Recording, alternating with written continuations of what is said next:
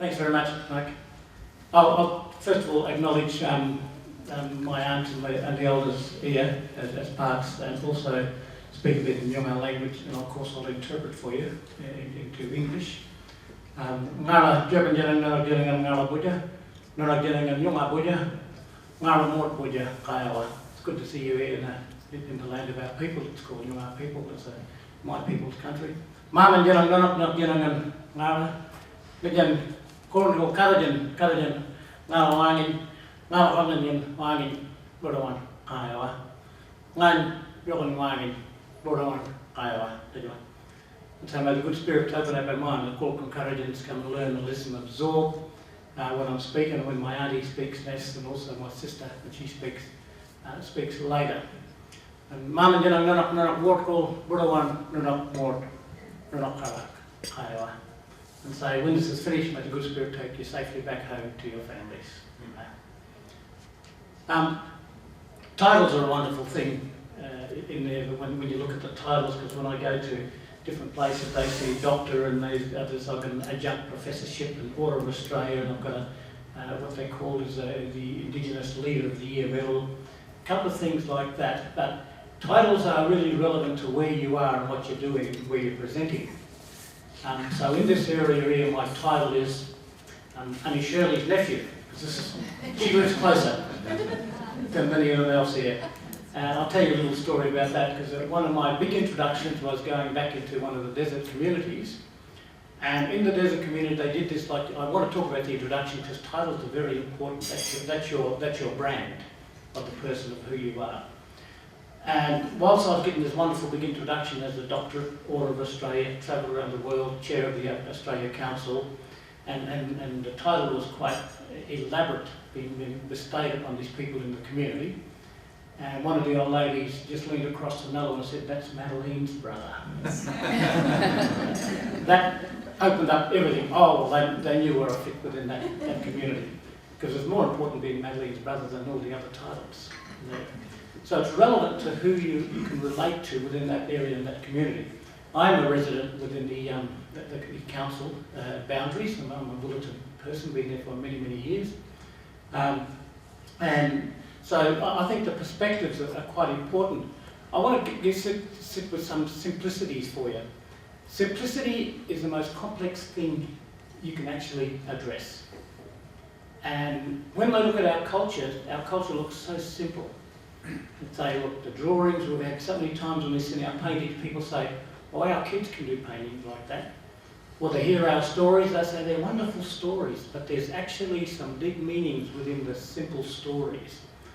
Or they say the dances are so simple, we can do those dances, until they actually try them.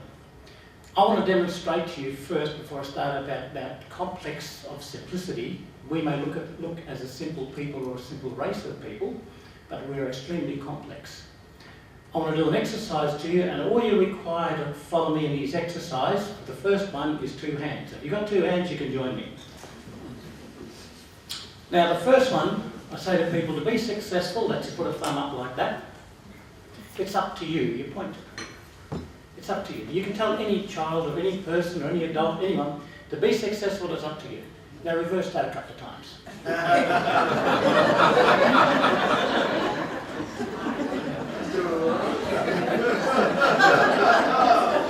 Now, that is simple. The other part I'll just do a couple for you. The knowledge we have is passed to us. And reverse that a couple of times. Keep the fist closed, the bottom of the palms.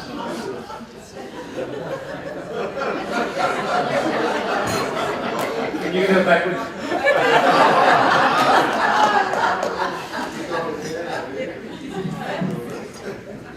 I'll do one more. There's a number of you can do. This one here. It's important what we know. Hold your nose. And it's important to listen. You know this way, hit your knees and reverse that.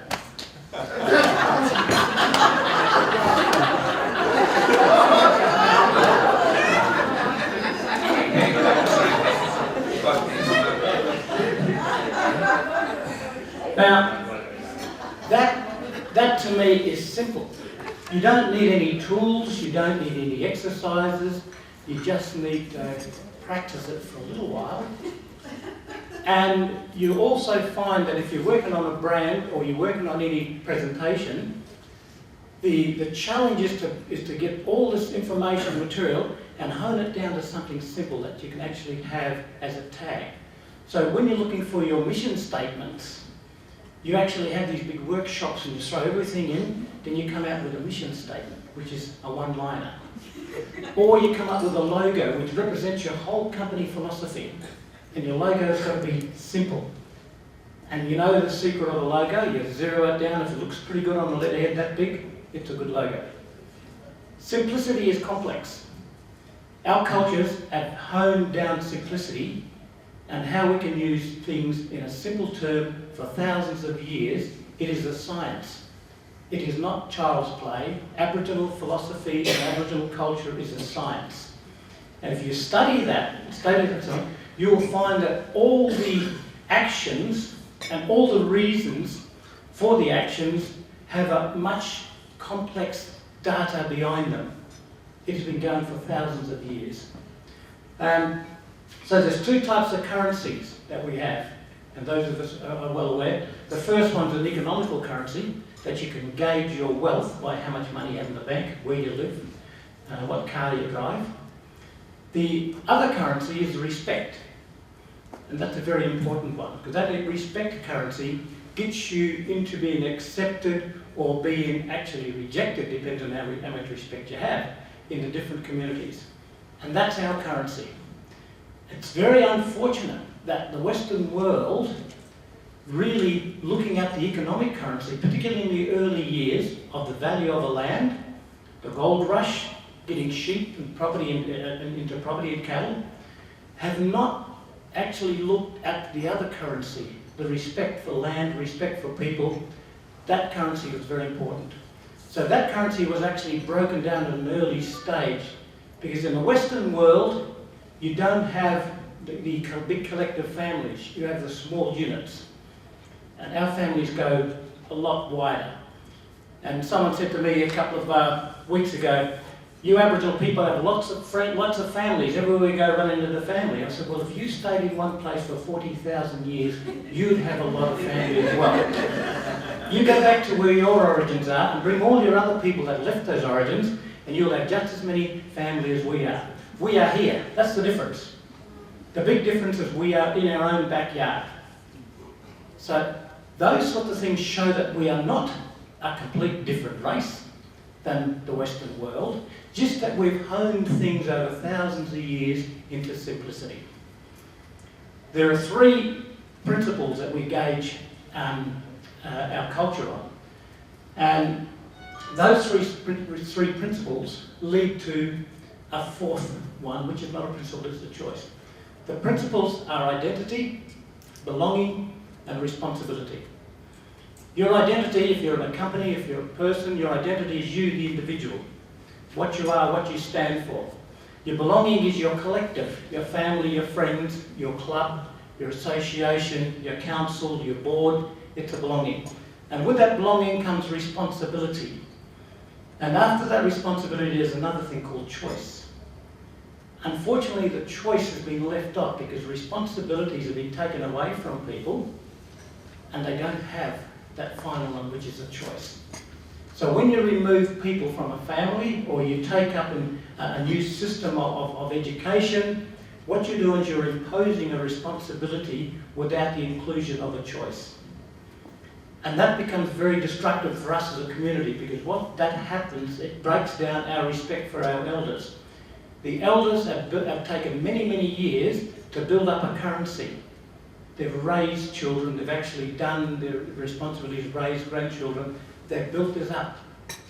And what happened throughout the years, that responsibility has been taken off the grandparents and the parents and into the hands of papers like community welfare, native welfare, into these places where they say, we will be responsible for your actions and your outcomes. Now, I can talk to you for this about, like Sue was saying, we can talk for about 2 or 3 hours. Sue and I get on the circuit a lot, only Shirley could talk a lot longer because she's older than me. But I was told by my uncle many times ago, when you get up and talk, particularly when Wadulers are around, so white fellas, you make sure you talk longer than them, because the one who talks the longest is the most important. The politicians used to go around on and on and on, and the preachers that come and they talk to us on and on and on. You've got to get up and talk longer than them. Yeah. Because most of our communities, we weren't brought up like this. I was brought up a young kid in the bush outside of Pinjarra. My mother's a Yunga, and my grandmother on one side is a Yunga, my other grandmother is Yamadi. But we have connections to Ballaram, Birinjara. We also got Wajak, Yuwat, Yamadi. So all these connections are a part of my identity. And that identity gives me a belonging to a wide range of people. And that belonging comes with responsibilities. I have a responsibility for those who need assistance, but I have a choice to participate in other parts where we can actually enhance and make things a lot easier for most of our people. I don't know whether we're going to have questions and answer sessions here, but I'll probably use my 15 minutes up. I haven't got a watch and all that, so I haven't got, like my uncle used to say, he doesn't carry a watch around because he's got no time for anyone. I'd like to thank the council for providing this platform for us to address, because the most important thing that we have as people is communication. Communication is fantastic, and that's why I work in the arts area. With the arts, what you see is a communication between the artist and you as an audience. There's no interpretation. And unfortunately, for many, many years, the Aboriginal perspective has been interpreted by anthropologists, by government people, and they haven't been listened to our people ourselves. And it's only those, I say, we went through the 4 stages of speaking. The first stage of speaking, and we can all relate to this, is when you're spoken about. That comes from pregnancy, when actually you're in the womb, you're actually spoken about. We as Aboriginal people were spoken about, both here and both abroad, back in what's called Mother England, which is Father England sometimes, which is the King or Queen, I don't know. But that's the first one, is spoken about. Then you're spoken to.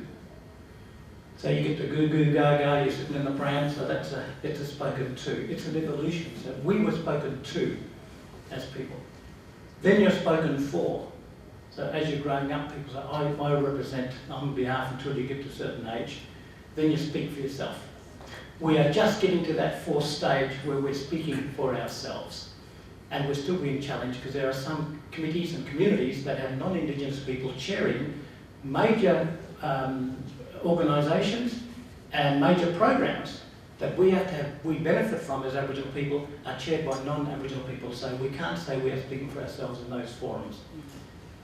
The next one is listening, and that's important. Listening is very important, because from the listening we can actually then bridge the gap of difference and go back to that simplicity. We're all one under the one sun. We may have a different language, we have a different way of bringing things, but if something happens to that one sun, us, the plants, the animals, all of us are all level under that one sun. And I think that's very important to remember, that we are responsible for the plants and animals as well.